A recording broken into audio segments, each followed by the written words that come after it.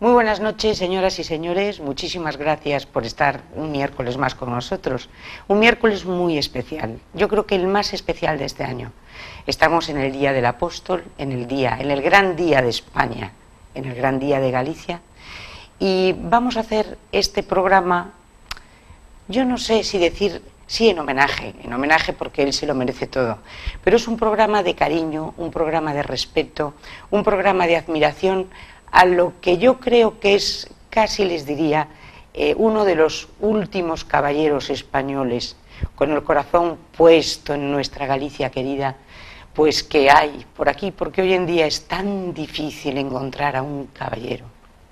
Y le vamos a echar tantísimo de menos a mi queridísimo Gerardo Fernández Albor, a nuestro queridísimo Gerardo Fernández Albor, porque tengo la suerte de contar con Marcelino Agis. Marcelino yo creo que es, bueno, es el último y el primer baluarte de Gerardo. Marcelino, muchas gracias por estar aquí. Un placer. Te lo agradezco, pero de verdad, porque para ti yo sé que Gerardo es primero un amigo desde hace mucho tiempo. Tú has compartido desde hace mucho tiempo muchísimas cosas con él. Su fundación, su idea, lo has cogido casi en el declive, pero en el declive porque ya era un hombre muy mayor, pero en plena creatividad, ¿verdad? O sea, yo creo que, bueno, permítanme que yo les presente, pues estoy un poco aturullada, porque estos programas donde están presididos por la emoción, pues normalmente no siguen nunca un guión. Entonces, Marcelino Agis es catedrático de Filosofía en la Universidad de Santiago y es el presidente de la Fundación de Gerardo. ¿Cómo conoces a Gerardo? Pues conocí a Gerardo en el año 2001 con motivo de la presentación de un libro mío titulado Crónica Viva do Pensamento Galego, que presentamos en la Sala Sargadelos de Santiago de Compostela. Estaba en la presentación otro amigo y un gran galleguista histórico que es Xaime Isla Couto, el presidente durante muchos años de la editorial Galaxia y gran amigo de Gerardo Fernández Albor. Y cuando estaba a punto de empezar el acto, que por cierto llenó la sala de público, vimos llegar con cierta sorpresa Gerardo Fernández Albor, que se puso discretamente de pie al fondo de la sala. Sé que se produjo un pequeño revuelo porque buscaron para él una silla, le pidieron que se adelantase hasta la primera fila, finalmente se acomodó y luego cuando terminó el acto, pues Isla me presentó a don Gerardo y para mí fue una sorpresa y una emoción porque naturalmente que conocí a nuestro primer presidente autonómico de la Xunta de Galicia, pero nunca lo había tratado. Y a partir de ahí empezaron nuestros cafés, nuestras conversaciones y la idea muy reiterada de Gerardo Fernández Albor de que en la universidad los intelectuales, los profesores, teníamos la responsabilidad moral de crear un foro de opinión, un foro de pensamiento liberal, humanista, que recogiese la tradición europeísta, bueno, en fin, la tradición que dio lugar al pensamiento europeo. Y así nació la relación con Gerardo, que duró pues hasta los últimos días de vida en los que seguimos trabajando y colaborando juntos. Porque él ha estado activo hasta el final. Sí, sí, ha estado activo. Lúcido hasta el final. Y de hecho, en las dos últimas sesiones, las dos últimas visitas, digamos así, él me insistió en dos cosas. Primero, que pusiéramos todo nuestro empeño y nuestro mejor hacer para organizar la misa de Rosalía, que hemos tenido hoy a las 5 de la tarde. Para él era un acto muy importante porque, como Otero Pedrallo y otros de nuestros grandes intelectuales, o Xaime Isla, que antes mencioné, una parte de nuestra identidad descansaba sobre el cristianismo, el Camino de Santiago, en fin, que esa misa a la que él recuperó hace 10 años, una vez que deja de organizarla la Fundación Rosalía de Castro, bueno, en pro de ese laicismo malentendido, pues era uno de los actos que más le ilusionaba, porque llenaba de sentido lo que es el sentimiento de galleguidad y el sentimiento de las raíces cristianas y humanistas que le dan identidad a Europa, a España y también a Galicia. Y por otra parte me decía, y sobre todo, no pierdas la fe en la política. Sé que hay casos que pueden desmoralizar, pero la política es una forma de entenderse los seres humanos, es un sistema que debemos perfeccionar continuamente y seguir creyendo en la política y en la democracia como forma ideal de gobierno. Me las repitió las dos ideas en las dos últimas visitas. La última, pues bueno, días antes de que falleciese. Y es que ahí está su pensamiento, incluso él se envuelve al final en la bandera gallega, en la bandera española y en la bandera comunitaria, en Europa, en esa bandera y en esas raíces que tú dices siempre, que es que en este momento desgraciadamente se están perdiendo, en ese laicismo malentendido. Eso a él le preocupaba mucho, ¿verdad? Sí, porque él entendía la política como cordialidad y convivencia, incluso entre aquellos que pensaban distinto. Se puede pensar distinto, pero decía dándose la mano, es decir, mantener las formas, mantener la cordialidad y defender legítimamente las ideas y valores en los que uno cree. Era uno de sus temas de preocupación, como lo era también el hecho de que Galicia tenía su contexto natural en España y en Europa y por lo tanto provocar un enfrentamiento a veces artificial y crear un problema con otras comunidades españolas o con España en su conjunto o no participar en la construcción europea, él no lo entendía simplemente. Y en este momento, por ejemplo, él tiene, al tener tantos años, muchos golpes, sobre todo al final de su vida. Estos últimos 2 años no fueron muy buenos. Él perdió amigos, perdió familiares, él estaba muy preocupado con la deriva del Partido Popular, estaba preocupado en este momento, seguía toda la cuestión esta de la moción de censura, de tal. ¿Qué pensaba él de esto en el PP? Bueno, pues la verdad... En su PP que le trajo, le dio muchos disgustos y muchos quebraderos de cabeza. Como tú dices, es una vida muy larga, porque él nació en el año 1917 y por lo tanto fue testigo de los principales avatares del siglo XX y de una parte del siglo XXI, de los primeros 18 años del siglo XXI, y por lo tanto pudo experimentar a veces con un papel protagonista las guerras europeas, la guerra española que a él le tocó sufrir, las durísimas posguerras europea y española, el comunismo y sus efectos, fue testigo en el Parlamento Europeo de la caída del muro de Berlín y tuvo un papel activo en la reunificación de Alemania como presidente de la comisión elegida al efecto por el Parlamento Europeo para realizar los trabajos y que esto fuese posible. En fin, que fueron muchos acontecimientos y por el camino muchos amigos y muchas personas las dejó atrás, pero en toda esta etapa, larguísima etapa y sobre todo al final, había un tema que era su tema predilecto y era la política y seguir un poco los avatares de la política española.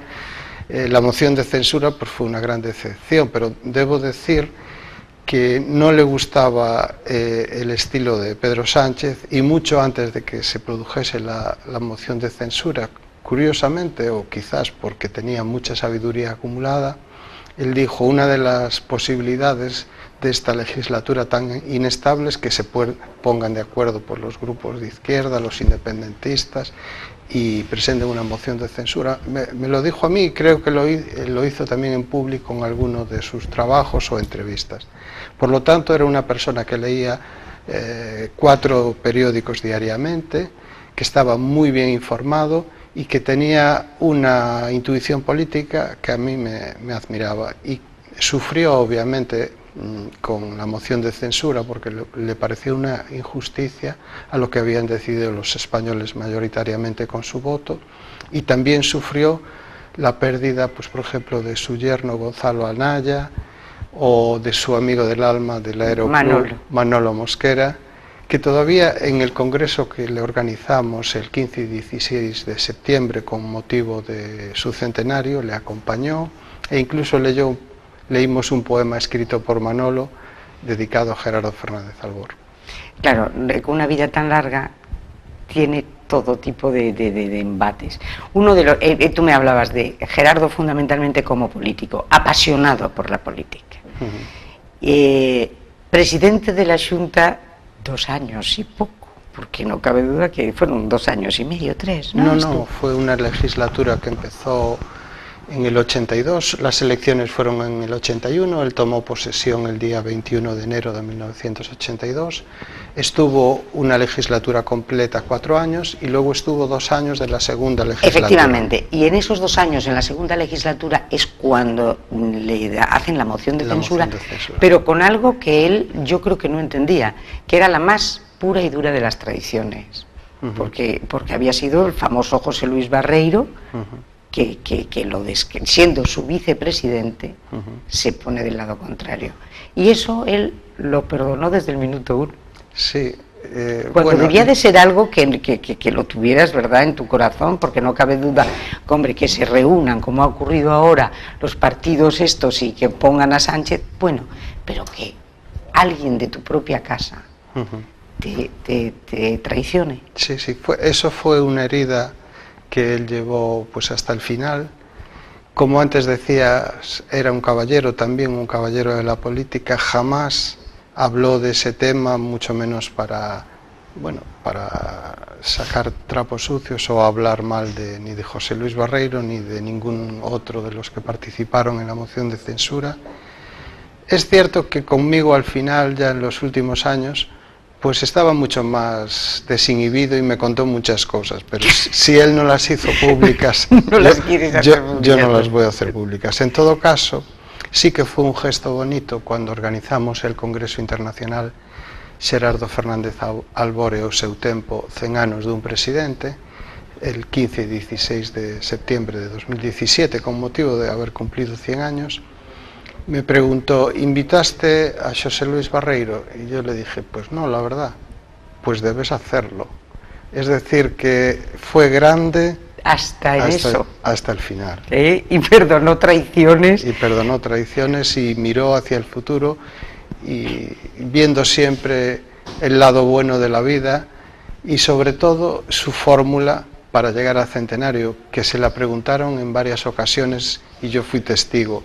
¿Cómo se puede llegar con esa juventud mental y con ese gran sentido común y vivir 100 años? Y él decía, primero no cenar, o cenar un caldito, y segundo, no enfadarse por nada, ¿no? Ser capaz de encajar los golpes y no permitir que agrien tu carácter, el día a día, sino encajar las cosas y saber que la vida tiene cosas buenas y cosas malas y las últimas también forman parte de la vida. De todas formas, yo creo que Gerardo, y tú lo sabrás mucho mejor que yo, era un hombre, creo que lo decía Picasso, quien nace joven, muere joven.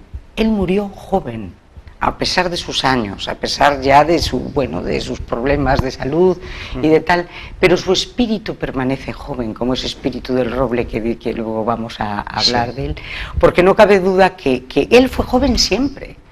Yo recuerdo el último programa que vinisteis los dos aquí, que fue hace 3 años o 4 años, que vino a una hora intempestiva, os fuisteis tardísimo, porque esto terminaba a las 11 de la noche y era en directo, y tenía 97 años, y tenía unos 97 años espléndidos, estaba fantástico con su fachaza de siempre, con su cabeza maravillosamente lúcida.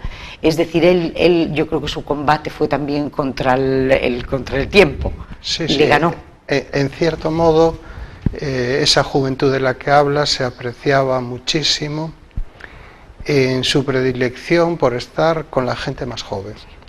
Y como anécdota puedo contarte que cuando preparamos el libro Comentarios y Recuerdos, que es una selección de artículos del Correo Gallego, Lo preparé con una doctoranda mía que está haciendo la tesis sobre el pensamiento de Ramón Piñeiro y le visitamos en varias ocasiones. Y él disfrutaba muchísimo con Rocío Carolo, una persona joven que había leído sus artículos, que opinaba sobre ellos y hablaban de Ramón Piñeiro y en fin, que se notaba feliz. Y siempre en el Foro Galicia Milenio, que hay mucha gente joven, universitaria, pues él estaba feliz entre los universitarios y entendía que precisamente la juventud hay que apoyarla, hay que ayudarla y hay que ofrecerle también una experiencia para que pueda decidir en libertad, ¿no? Por eso quizás la juventud mental de Gerardo. Yo creo que sí, y encajaba muy bien con la gente joven, y te llamaba para ver qué pensabas y qué decías. La última vez que yo hablé con él, me llamó y me sorprendió, porque ya no vivían en Santiago, ya estaban viviendo en Viduido. Sí, y entonces yo sabía por Manolo Mosquera que estaba pasando unos momentos un poco raros, y un poco de salud, había tenido que ingresar, bueno, una serie de problemas. Fue el último año. Y yo recuerdo que me sorprendió mucho que recibo una llamada y es él. Le digo yo, pero Gerardo, ¿pero cómo estás?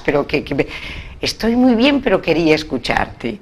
A ver, ¿qué te parece el panorama? Y entonces estuvimos charlando un rato, pero como el amigo que coges, que llamas, que te pregunta al día de todo, encantado. Fue la última vez que hablé con él. Y tan pendiente de todo, tan entrañable, tan lúcido, tan todo, que desde luego vivir así yo creo que es un milagro de la naturaleza. Sí, sí, es un privilegio y es una bendición. ¿A ti qué es lo que te deslumbra de la personalidad de Gerardo? A mí me deslumbra precisamente la sabiduría que fue acumulando a lo largo de los años, porque hablamos de determinados aspectos de su carácter, pero en cualquier tema de actualidad él tenía una posición que aparentemente podría a veces parecer sorprendente porque no coincidía con lo que escuchabas en los medios de comunicación, pero casi siempre acababa teniendo razón. Tenía tal experiencia de la vida que antes de que sucediesen muchas de estas jugadas, sobre todo en el ámbito de la política, sí, él ya se adelantaba y yo realmente me admiraba porque a veces pensamos que la cultura consiste únicamente en haber leído muchos libros y en conocer teóricamente muchas cosas, pero él tenía el conocimiento teórico y como médico pues el conocimiento profesional, pero también tenía el conocimiento práctico de la vida y te daba consejos además de una manera que él no imponía nunca su punto de vista. Él te daba un consejo, pero te dejaba que decidieses tú. De forma que eso para mí era admirable, ¿no? La sabiduría y la capacidad de transmitir lo mucho que atesoraba con delicadeza. Siempre. ¿Y la fundación en este momento que tú presides y dices que está constituida por gente joven, ¿en qué consiste? ¿Cómo la echáis o sea, cómo puede hacer la gente que nos está escuchando ahora, que quisiera conectar con vosotros, que quisiera participar en estos foros que hacéis, reuniones? ¿Cómo es la fundación? Bueno, la Fundación tiene una serie de actividades a lo largo del año. Hoy tuvimos una de las que organizamos, que cada 25 de julio es la misa y posterior ofrenda floral dedicada a Rosalía de Castro. La hacemos en Santo Domingo de Bonaval y participan autoridades, pero también personas que sienten Galicia y que quieren rendir un homenaje a Rosalía como símbolo de lo que es nuestra cultura. Otra de nuestras actividades es precisamente la que denominamos los cursos Gerardo Fernández Albor, que solemos organizarlos en otoño, a veces en invierno, dependiendo los años, y que se ocupan de temas como, bueno, Europa, las raíces de Europa. Cada año vamos cambiando, también dedicamos un año a la situación española y la España vertebrada e invertebrada que estamos viviendo. En fin, temas que tienen que ver con el pensamiento político y el pensamiento humanista. Y después, a lo largo del año, pues muchas otras actividades culturales, porque desde el punto de vista legal, el Foro Galicia Milenio es una sociedad cultural. Y por lo tanto, organizamos muy distintos actos, conferencias, estamos presentes en la vida social y estáis cultural en internet, Foro Galicia Milenio, y ahí... Sí, tenemos una página. Tenemos un Facebook y también tenemos un correo electrónico con el cual es muy sencillo conectar con nosotros, que es galiciamilenio@gmail.com. Y ahí estáis. Y ahí podemos aportar toda la información. Fantástico, porque no cabe duda que en este momento se está viviendo, tú ya como filósofo, estamos viviendo malos tiempos, ¿verdad?, de cara a esas raíces del humanismo cristiano, que son precisamente lo que da sentido a Europa. Europa es eso. Desde el concepto de la persona, hasta todo lo demás y toda la evolución, es que no se entiende el mundo y la civilización sin esas raíces, y sin embargo es el laicismo que las está como intentando anular. ¿Qué te parece a ti? ¿Tú eso cómo lo ves? Es un tiempo de una gran desorientación, porque fuimos capaces de derribar los valores tradicionales, pero no somos capaces de encontrar una alternativa. Yo siempre pongo como ejemplo podríamos decir, el boom extraordinario que ha experimentado el Camino de Santiago, que es un desafío poder explicarlo para sociólogos, para pensadores, porque en un tiempo ciertamente de cierto laicismo o de alejamiento de la Iglesia, los jóvenes y menos jóvenes y personas de todos los países se lanzan a hacer el camino.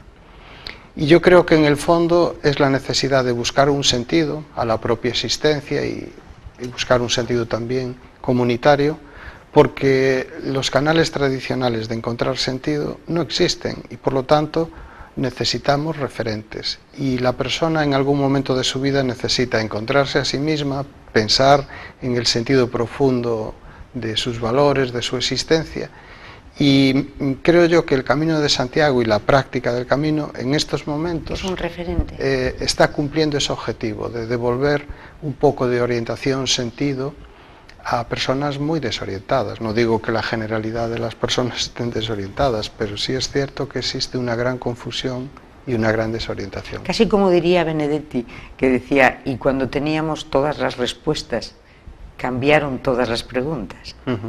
Sí, porque inevitablemente pues las circunstancias, los tiempos cambian. Son distintos. Son distintos y hay que pensar la realidad en cada tiempo, ¿no?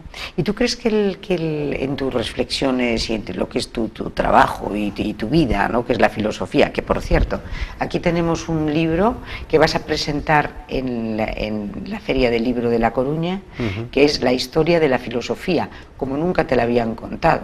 La filosofía, yo no sé si me pueden hacer aquí un zoom aquí, pero bueno, está en las librerías, La historia de la filosofía, como nunca te la habían contado, de Marcelino Agis Villaverde.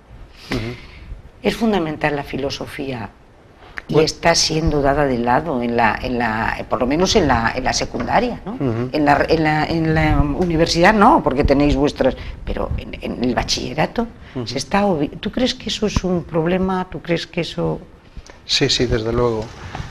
Una de las funciones de introducir la historia de la filosofía en la enseñanza media y haber mantenido durante muchos años en segundo de bachillerato una visión histórica de la filosofía es que enseñábamos a la gente joven pues los valores de la antigüedad, los valores de Europa, porque la filosofía nace con la cultura europea del siglo VI a.C. y ahí está, a partir de ahí, la cultura de la Grecia clásica, luego viene Roma y su pensamiento, la Edad Media, la Ilustración, el nacimiento de la democracia. Es decir, que para entender un poco nuestro presente es imprescindible saber de dónde venimos, cuáles son nuestras raíces culturales y filosóficas y cómo se ha gestado nuestro mundo, qué pasó en el siglo XVIII, qué importancia tuvo la consolidación de la democracia liberal como forma de gobierno, qué pasó en el siglo XIX con la introducción de pensamientos materialistas, nihilistas, el marxismo.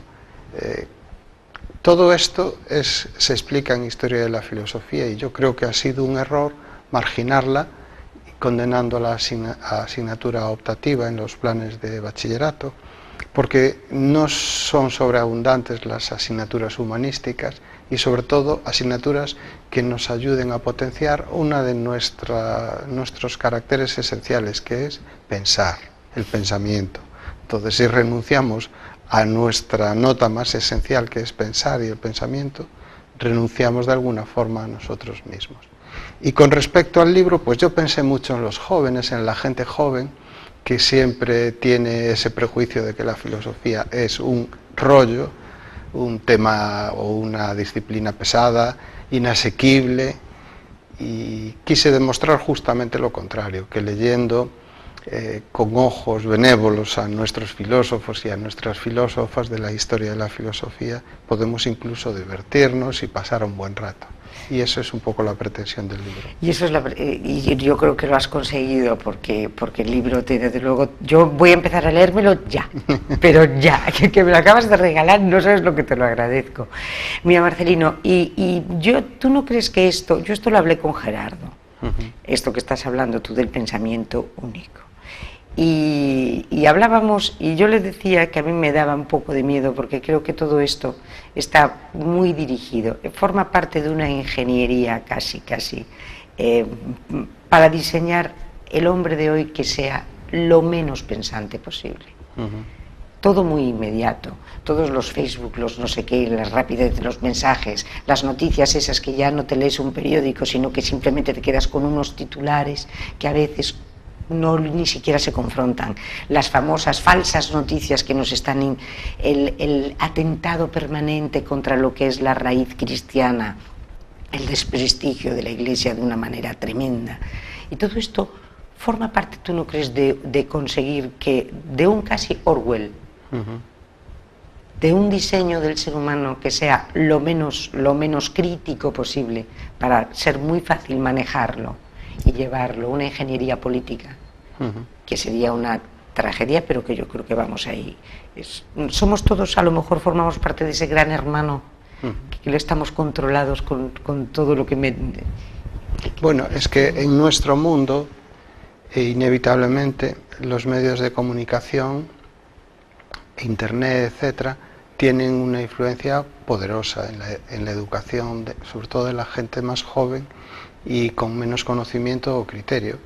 De alguna forma la educación es el contrapeso, abrir caminos muy diversos, pero compitiendo a veces con condiciones desiguales, con la televisión y el Internet y los medios de comunicación que llegan a la gente más joven, y que muchas veces se introducen lo que técnicamente podríamos llamar ruido, porque es tal el volumen de información que es muy difícil discernir cuál es la verdadera y cuál es la falsa, y aportar elementos para justamente separar el trigo de la paja, ¿no? De alguna forma, con la filosofía queremos suplir pues ese ritmo trepidante de vida que nos ha tocado aquí en Occidente y en todas las culturas. Yo he estudiado últimamente también las culturas orientales, y por poner un caso, pues el Japón moderno o la China moderna, que son países y culturas muy ligadas a sus tradiciones, tienen también estas contradicciones fortísimas, porque viven sin tiempo, viven a contratiempo. Es decir, que la tecnología, que es estupenda, y la ciencia y la técnica, que tienen valores estupendos para la mejora de la vida del ser humano, también tienen aspectos negativos cuando la endiosamos, descuidando, pues por ejemplo, las humanidades, de lo que antes hablábamos. Entonces, quizás el papel de la filosofía es ese contrapeso humanista para pararnos y pensar un poco, discernir, saber lo que es verdadero, lo que es falso, lo que nos conviene, lo que es más gratificante para el ser humano. Y con el tema de la religión, yo creo que hay algunos documentos interesantísimos de los últimos papas. Por ejemplo, hay una encíclica, la número 13 de Juan Pablo II, que es Fides et Ratio, la fe y la razón, que nos ponía sobre aviso de que el espíritu humano, la psicología humana, si queremos, la mente humana, debe estar abierta a todos los canales que nos lleven al conocimiento. La razón y la filosofía, que es una vía, por así decir, asociada a la ciencia, la fe y todos aquellos caminos como la sensibilidad, el sentimiento, que forman parte de nosotros. Nos sorprendió años después Benedicto XVI con una encíclica, Caritas in Veritate, donde analiza después de la caída del muro de Berlín y de la utopía comunista, ¿nos vamos a entregar sin más en los brazos de un capitalismo sin control? Pues él decía, no, hay que defender el espacio humano. Bueno, esto que desde el punto de vista de la religión ambos papas defendieron, tiene que defenderlo también desde la perspectiva humanista y filosófica, la filosofía. Es decir, el hombre debe ser el centro y luego enriquecerse con todo aquello que mejore su vida, la ciencia, la técnica, pero no para vivir esclavos de una maquinita o de un juego electrónico o de cualquiera de estos, de un teléfono móvil, etcétera. La persona como centro. La persona como centro. La persona, que eso también debería de ser la esencia de la política. Y eso lo entendía muy bien Gerard. La persona como centro. Sí, claro, porque de lo que se trata es de contribuir a resolver los problemas de la gente y mejorar la vida de las personas y no utilizar la política para complicarle la vida a la gente o para enfrentar a los que piensan distinto, ¿no? El caso de Cataluña, que era uno de los problemas que más le preocupaba a Gerardo, hasta cierto punto surge de un artificio político que muchas personas no entienden ni comparten. Pero en cambio fue como una bandera que dividió a todo un pueblo y que enfrentó a familias y que en vez de contribuir a una convivencia, pues contribuyó a sembrar lo peor de nosotros mismos, ¿no? El enfrentamiento, la intolerancia. La política sirve también para eso, para solucionar... Y eso viene de muy atrás, porque no cabe duda que llevamos casi 40 años habiendo por parte de lo que es el Estado, lo que es ha delegado totalmente, por ejemplo, en este caso en Cataluña, y el independentismo, yo creo que olvidándose el Estado de controlar la educación, controlar no en la medida de controlar, de supervisar que eso se esté haciendo bien, ha generado un germen de odio a lo que es España tremendo. Pero eso, tanto el Partido Socialista como el Partido Popular miraron para otro lado, hicieron dejación de sus responsabilidades y lo dejaron todo en manos de gente como Jordi Pujol, que se ha visto clarísimamente a dónde nos ha llevado. Sí, todo ese abandono de responsabilidades por parte, a él también le preocupaba mucho.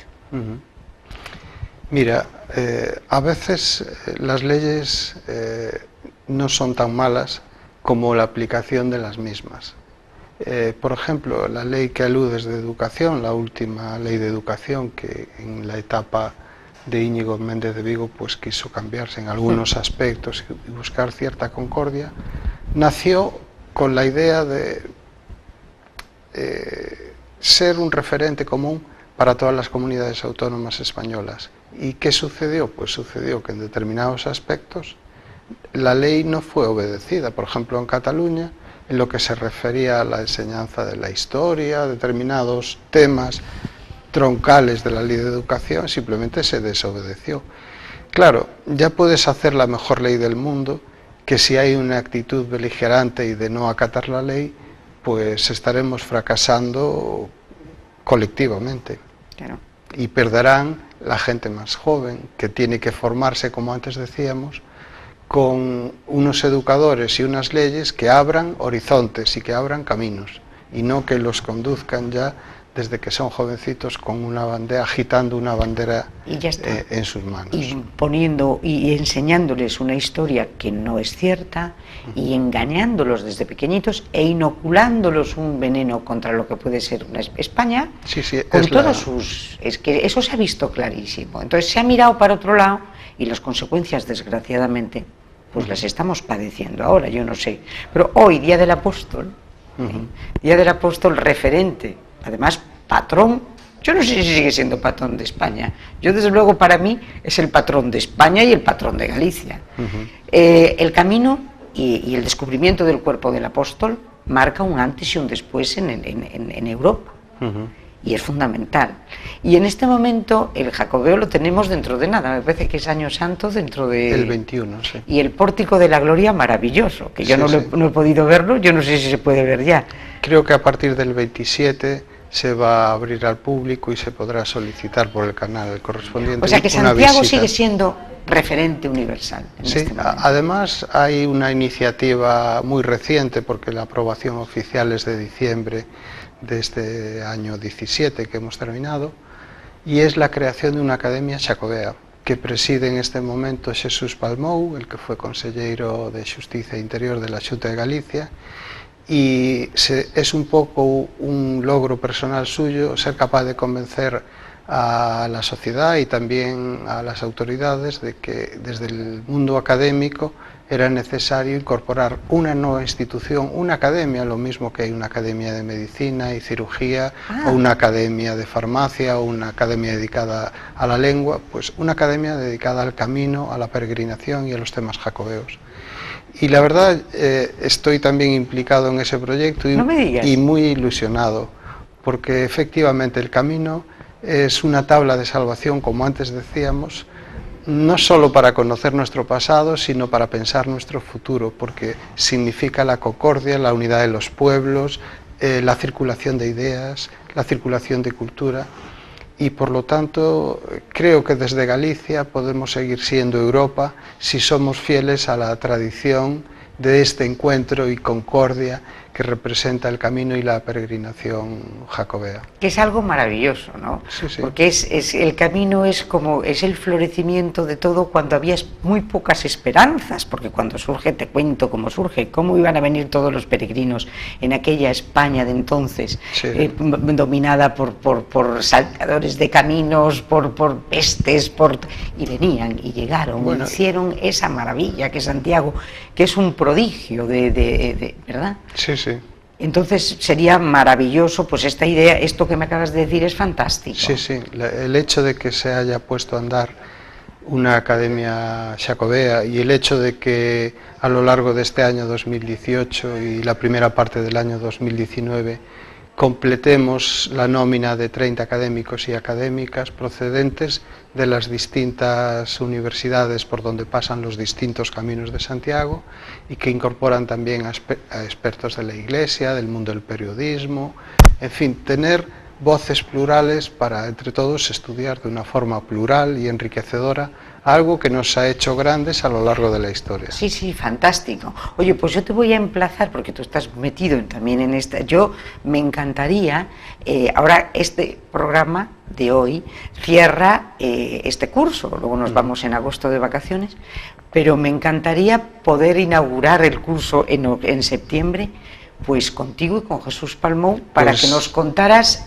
precisamente esa idea, sería para mí un honor teneros aquí, desde luego. Yo le traslado con mucho gusto a Jesús Palmou la invitación y estoy seguro que la atenderá con mucho gusto, porque los medios de comunicación es un altavoz para dar a conocer una idea que en este caso Jesús tuvo de una forma genial para mí, completando pues otras instituciones y políticas, religiosas, que ya se ocupaban del camino. Pero esto hacía falta, ya lo creo que sí.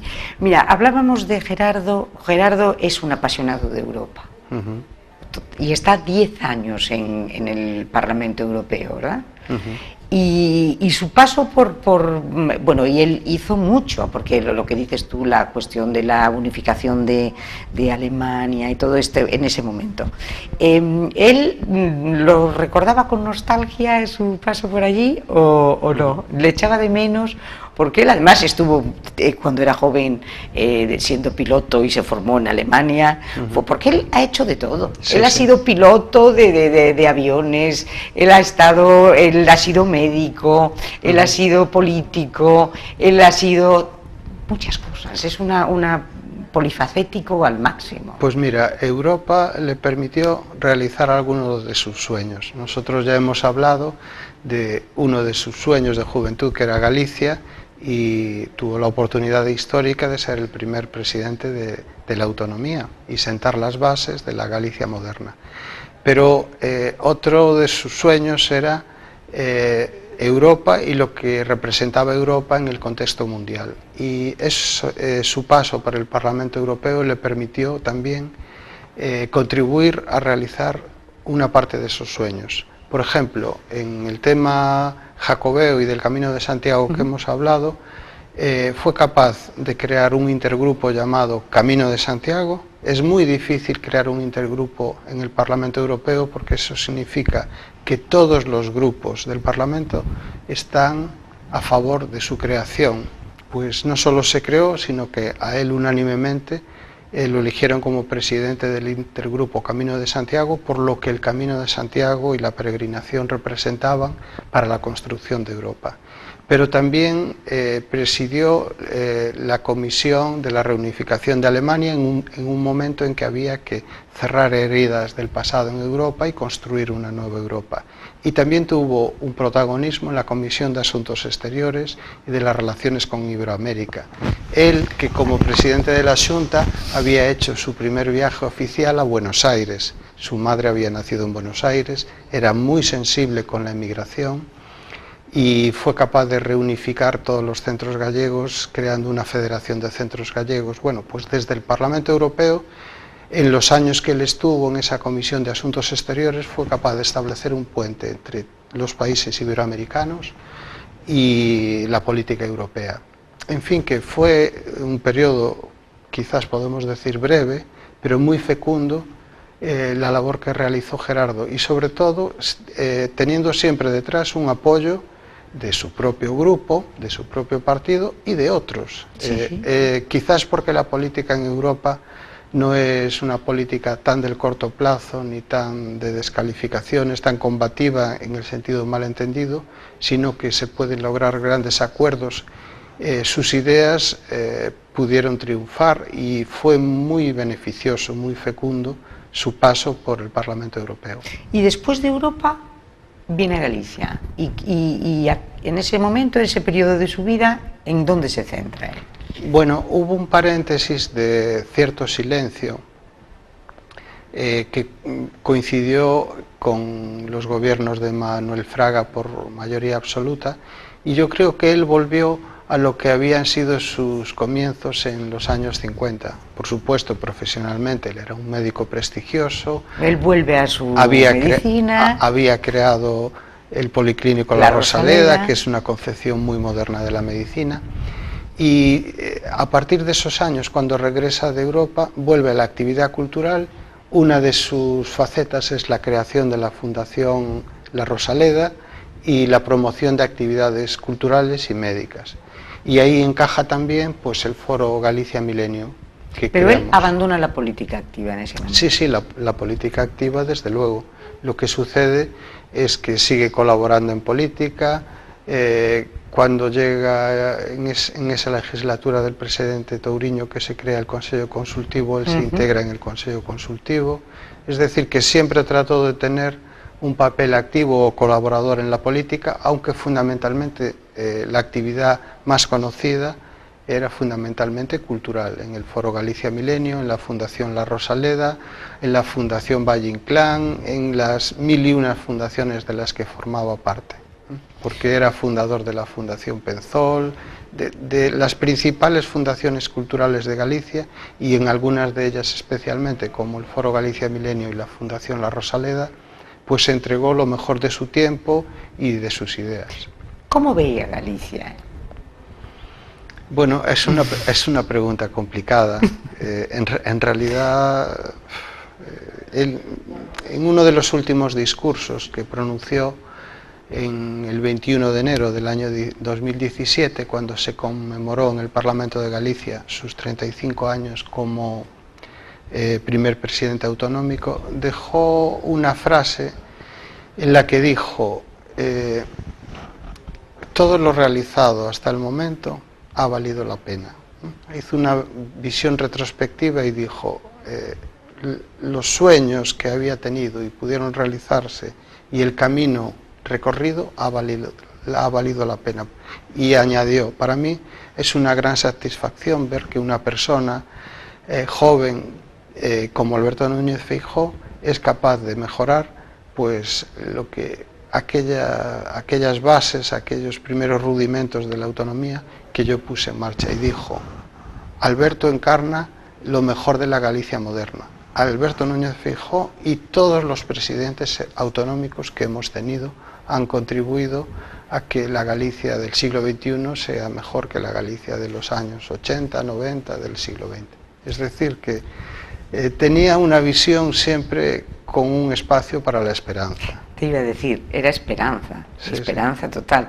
Y tanta esperanza que tú me contabas, porque el programa nuestro lo vamos a cerrar con un artículo precioso que ha publicado Marcelino el otro día, precioso, precisamente hablando de Gerardo.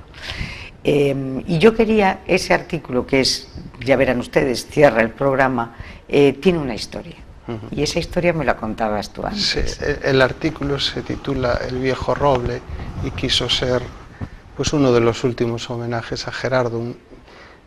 Tiene una historia porque en la inauguración del curso político del Partido Popular en septiembre del año 2017, como estaba en el contexto de una carballeira galega, sí, el presidente Feijóo comparó al presidente Fernández Albor con un viejo roble, y a Gerardo le gustó muchísimo la comparación, y entonces en ese discurso al que yo aludía en el Parlamento gallego del 21 de enero, dijo, pues efectivamente soy un viejo roble cargado de años, con un pie en el estribo y preparado para emprender un viaje, pero veo esta Galicia con una gran esperanza y con un gran futuro, y es ahí el lugar en donde introduce pues a nuestro actual presidente, a todos los que nos han gobernado hasta ahora, con sus errores y aciertos, han ido avanzando para que Galicia progrese, ¿no? Y el roble se lo regaló, me decías tú, sí, el presidente Feijóo. Feijóo le regaló un roble, sí, que él plantó, y ese roble floreció esta primavera, sí, sí, se enraizó, y él estaba muy contento, dices tú, mirando aquel roble.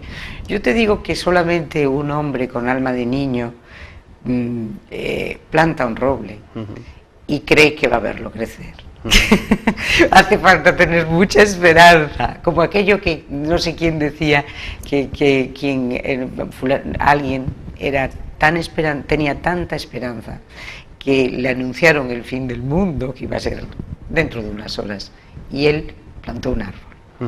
Sí, sí. Entonces yo creo que Gerardo, bueno, es que ese roble por una parte era una metáfora de sí mismo, pero también era una metáfora del futuro, era la posibilidad de que el roble siguiese creciendo, aunque él ya no estuviese físicamente, porque físicamente ha desaparecido, pero su obra, su talante, sus escritos, todo lo que él nos ha dejado, que es mucho, seguirá creciendo en la conciencia de los gallegos si somos capaces de transmitirle a las nuevas generaciones que lo que tenemos no es un regalo, sino una conquista de personas que tuvieron una grandeza espiritual y una sabiduría política y una capacidad de convivir entre todos, que es una esperanza de futuro en tiempos de intransigencia, de populismo, de la antipolítica.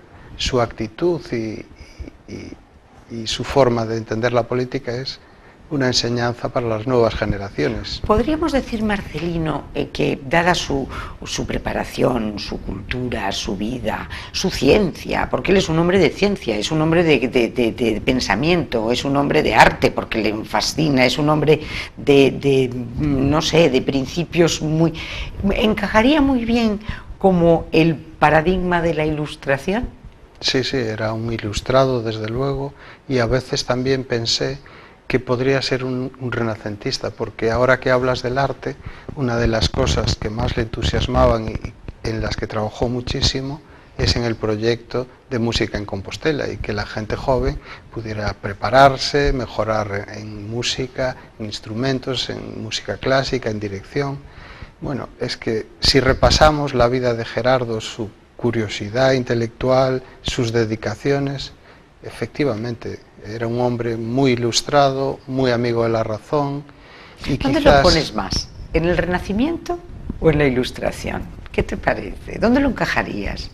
Bueno, porque desde luego en el mundo de hoy no, es atípico, porque sí, el mundo de hoy se caracteriza un poquito por la mediocridad, y él era todo menos un hombre mediocre. Desde el punto de vista político es un ilustrado, claramente, porque es en la Ilustración cuando nace la democracia liberal como forma de gobierno, perfeccionando otras experiencias históricas que ya en Grecia se pusieron en marcha. Pero quizás por la variedad de sus preocupaciones culturales y humanistas, pues quizá en el Renacimiento, porque era una mente abierta a todo, al conocimiento en su conjunto. Lo vamos a echar mucho de menos, ¿verdad? Vosotros Sí. lo vais a echar muchísimo de menos, porque tú despachabas con él durante, fíjate, desde que lo conoces, pues prácticamente todos los días, ¿no? No, y cuando no estaba, si alguna semana no lo visitaba, hablábamos por teléfono, entonces, claro que le echamos de menos. Y habéis pensado en este momento, bueno, en Santiago yo me imagino que por parte de la Xunta está organizado algún homenaje o eso dejáis que pase un poquito el tiempo. Pues por lo que yo he escuchado, con motivo de su próximo, lo que hubiera sido su próximo cumpleaños, el 7 de septiembre, habrá un acto institucional y probablemente un acto del Partido Popular. En el caso del Foro Galicia Milenio, llevábamos varios meses trabajando en la elaboración del libro de actas de lo que fue el Congreso Internacional Gerardo Fernández Albor y su tiempo, y pensamos que puede estar en la calle también para el mes de septiembre, de forma que queremos hacer nuestro homenaje a principios de otoño. A principios de otoño. Bueno, pues estamos llegando al final. Yo te agradezco, pero vamos, una barbaridad que hayas venido hoy. Ha sido fundamental para ilustrarnos un poco, pues, a todos nuestros espectadores sobre la vida de Gerardo Fernández Albor, sobre Gerardo Fernández Albor. Yo te voy a pedir que cierres el programa, yo lo cierro siempre, pero quiero que lo cierres tú leyendo ese, más que un artículo, yo diría un poema precioso que has escrito, y te doy las gracias, te emplazo a que vengas para hablar del camino, si podéis venir con sí. Jesús Palmou, y bueno, te agradezco mucho, pues eso, el cariño tan grande que le has tenido, la ayuda tan grande que encontró en ti, porque yo creo que tú eras, él se ilusionaba cada vez que hablaba de Marcelino, porque decía, bueno, es que yo no sé qué haría sin Marcelino, y me lo decía Manolo Mosquera, y me lo decía también, es que es fundamental, un chico tan joven, tan bien preparado, tan estupendo, ese es Marcelino Egis, nuestro profesor, nuestro catedrático. Muchísimas gracias. Gracias a ti. Y a todos ustedes, pues no voy a cerrar el programa, lo va a cerrar Marcelino. Lo que sí, hoy, el Día del Apóstol, yo diría, señor Santiago, tienes a tu lado a nuestro querido Gerardo. Ya lo tienes a tu lado. Muchas gracias.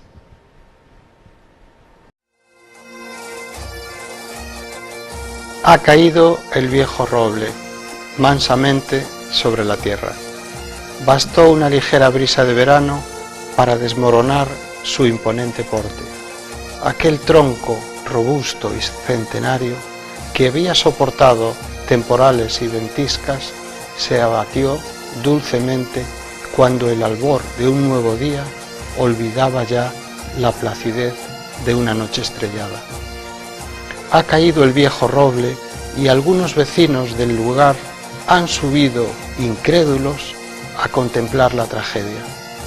Estábamos tan acostumbrados a tu presencia generosa y pródiga que creímos equivocadamente que no se extinguiría jamás. En tus ramas anidaron varias generaciones de pajarillos. A todos cuantos se acercaron a ti protegiste del sol o de la lluvia, bajo el frondoso verdor de tus hojas. Fuiste testigo de joviales fiestas campestres y no negaste tus ramas cuando el rayo resquebrajó tu tronco y mutiló tu alma. Ha caído el viejo roble y el paisaje se ha teñido de silencio y soledad, mientras todos contemplamos con los ojos anegados de recuerdos la densidad de tu ausencia. Ya no volverán a acariciar el cielo con su loca algarabía los niños en el columpio improvisado, ni los amantes en el recogimiento de la tarde a susurrar palabras de amor. Me pregunto, viejo amigo, si los tiernos retoños que el viento ha esparcido a su antojo alcanzarán un día tu altura y nobleza. Así lo espero de corazón, pues ningún valle puede sobrevivir sin su viejo roble.